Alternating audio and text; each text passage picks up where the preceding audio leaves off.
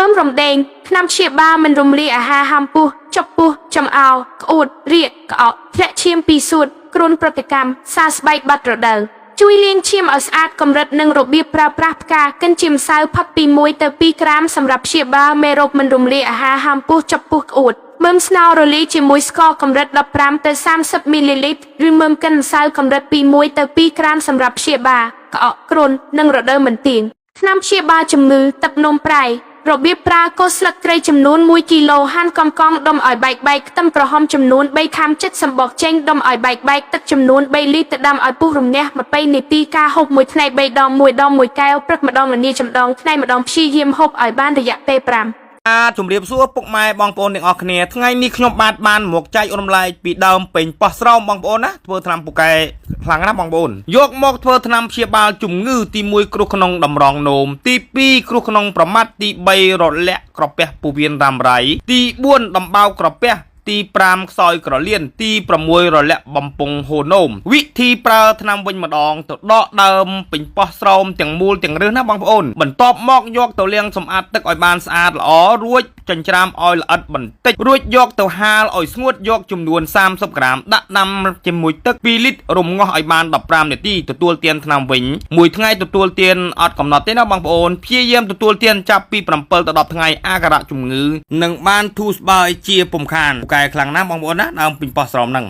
ជំរាបសួរពុកម៉ែបងប្អូនទាំងអស់គ្នាថ្ងៃនេះខ្ញុំបានមកចែករំលែកពីដើមអណ្ដាតគោបូកជាមួយនឹងបន្លាព្រះក្លប់បងប្អូនណាយកមកធ្វើថ្នាំព្យាបាលជំងឺទី1ខូចក្រលៀនដំណាក់កាលទី1ទី2ទី3ទី2រលាក់ស៊ីច្រមុះទី3រឹសដូងច្រមុះទី4ទឹកនោមផ្អែមទី5ក្រំក្នុងវិធីធ្វើថ្នាំវិញម្ដងទៅដកដើមអណ្ដាតគោទាំងមូលតែអត់យករឹសរបស់វាទេទី2ទៅជីកដើមបន្លាព្រះក្លប់ទាំងមូលទាំងរឹសព្រះក្លប់បងប្អូនណារួចយកទាំងពីរមុខនឹងទៅលាងសម្អាតទឹកឲ្យបានស្អាតត្រឹមត្រូវល្អរួចយកទៅហាលឲ្យស្ងួតយកចំនួនមួយមុខ15ក្រាមមួយមុខ15ក្រាមពីរមុខនឹង30ក្រាមដាក់ដាំជាមួយទឹក2លីត្ររំងាស់ឲ្យបាន15នាទីពេលទទួលទានវិញមួយថ្ងៃទទួលទានអត់កំណត់ទេណាបងប្អូនព្យាយាមទទួលទានចាប់ពី7ទៅ10ថ្ងៃអាការៈជំងឺនឹងបានជាធូរស្បើយបងប្អូនមិននឹកស្មានថាដើមអណ្ដាតគោនិងបន្លាព្រះក្លប់ពូកែដល់ម្លឹងសោះបងប្អូនតាមចន្ទោតភ្នំថ្នាំព្យាបាលជំងឺឈឺភ្នែករលាកថ្លើមគ្រុនចាញ់ក្អកធ្លាក់ឈាមច្រមុះនំឈាមបោសកម្រិតប្រាលស្ងួត9ក្រាម15ក្រាមស្លផឹកក្នុងមួយថ្ងៃ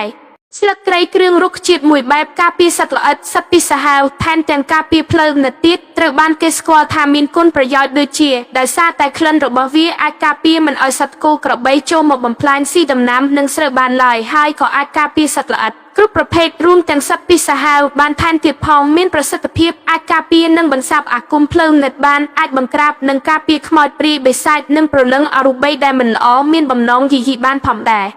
តាមដង្កៀបក្តាមដំរីថ្នាំព្យាបាលផ្នែកប្រើប្រាស់ស្លឹកសម្បកដើមត្រូវនឹងជំងឺស្លឹករដូវមិនទៀងទាស់ពីសកើតស្វាយក្អកស្រេកទឹកក្អកស្អួតមិនឃ្លានបាយអាហារមិនរលាយស្លឹកទំពាព្រោះសម្រាប់យកមកផ្លុំភ្នែកលើកកម្លាំងប្រើខាងក្រៅរបួសបោសបុកស្លឹកបិទឬស្ងោរលាងកម្រិតប្រើ15ក្រាម30ក្រាមស្ងោរផឹកសម្រាប់មួយថ្ងៃ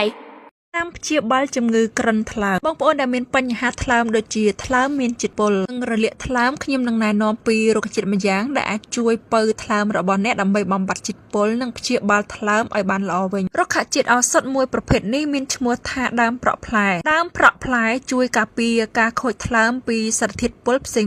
ការសេពគ្រឿងស្រវឹងច្រើនដែលធ្វើឲ្យប៉ះពាល់ថ្លើមរបស់អ្នកហើយជួយកាត់បន្ថយជំងឺមហារីកថ្លើមដោយធ្វើឲ្យកោសិកាមហារីកលូតលាស់យឺតហើយមិនត្រឹមតែប៉ុណ្ណោះវាជួយកម្ចាត់ជាតិពិសចេញពីថ្លើមហើយមានគុណប្រយោជន៍ធ្វើឲ្យភ្នែកនិងភ្លឺច្បាស់ពៅថ្លើមរួមទាំងអាចព្យាបាលជំងឺថ្លើមប្រភេទ B បានលទ្ធផលល្អថែមទៀតផងនិងបន្ថយកម្រិតជាតិស្ករក្នុងឈាមអញ្ចឹងសម្រាប់អ្នកដែលមានបញ្ហាលើឈាមក៏ពិសាត្រូវដែរគេធ្វើពុកម៉ែបងប្អូនទាំងអស់គ្នាយកដើមរបស់វាទាំងរើសហើយសូមយកទៅលាងឲ្យស្អាតឲ្យអស់ដីហើយយកទៅហាលឲ្យស្ងួតពេលដែលយើងធ្វើសម្រាប់ហូបមួយថ្ងៃគឺយើងយកតែដើមរបស់វាស្ងួតនឹងចំនួន1ដៃហើយយកទៅដាក់ទឹក1 កំសៀវសារឲ្យអស់សម្រាប់មួយថ្ងៃមួយកំសៀវហើយគួរតែធ្វើថ្មីពិសាជារៀងរាល់ថ្ងៃគួរតែព្យាយាមចាប់ពីមួយអាទិត្យឡើងទៅអាការៈរោគនឹងបានធូរស្បើយមានអ្នកពិសាត្រូវច្រើនទើបចែករំលែកហើយតាមការណែនាំខាងលើនេះគួរតែគួបផ្សំនឹងការផ្សំជាមួយនឹងអាហារដែលមានជាតិពឹសដូចជាសាច់ទាគ្រឿងសមុទ្រទំពាំងគ្រឿងផ្អាប់និងគ្រឿងកំប៉ុងជាដើមពុកម៉ែបងប្អូនអាចសាកល្បងធ្វើតាមវិធីនេះបានដោយមិនចំណាយអប្រាក់ច្រើនឡើយបើសិនជា